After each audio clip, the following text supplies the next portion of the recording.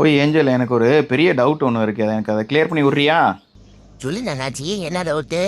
நம்ம அறிவுக்கு உங்க டவுட்டை கிளியர் பண்ணாமையா? எல்லாரும் சொல்கிறாங்க, உங்களை மாதிரி மீன்களுக்கெல்லாம் அந்த தண்ணி வந்து கண்ணுக்கு தெரியாது அப்படின்னு சொல்கிறாங்க. உண்மையா என்ன? அப்படியா என்ன? நான் அண்ணாச்சி சொல்றாரு, எனக்கு தண்ணி என்னமோ சொல்றாரு. சரி, ஓகே, ரூட்ஸை மாற்றி விட்டுருவோம். அண்ணாச்சி, இந்த மாதிரி கேள்விலாம் அந்த பக்கத்துல டைட்டில் இருக்கான் பாருங்க, அவன்கிட்ட கேளுங்க. அந்த மண்டை வீங்கி போய் அவன் நல்லா பேசுவான். யார் இது பக்கத்து பேங்க்கில் மண்டை வீங்கி போய்? ஓ, இவரா? இவர் ஃப்ளவரான் ஆச்சே. ஓகே, இவர்கிட்ட கேட்போம். ஏய் ஃப்ளவரான், இந்த ஏஞ்சல் ஒன்று சொன்னா நீ ரொம்ப அறிவாளின்னு உண்மையா என்ன? அண்ணாச்சி, உண்மைதான். என்ன உங்களுக்கு சந்தேகம் எதுவும் இருக்கா?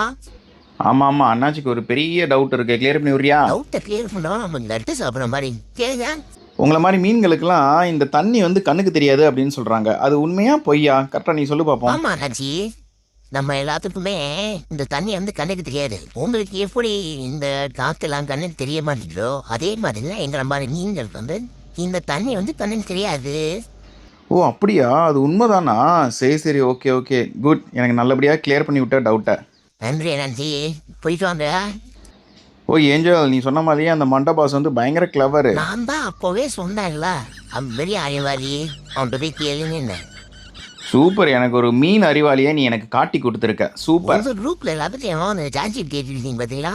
அதே மாதிரி எங்களோட சாட்சி விதி அந்த ஃப்ளவரான் தான். அவன் மண்டையை பார்த்தீங்களா ரொம்ப சாருன்னு அவன் பண்ற பூரா அறிவு அவரு குட்டி கிடக்கு. அந்த அவருக்கு அறிவு அவருக்கு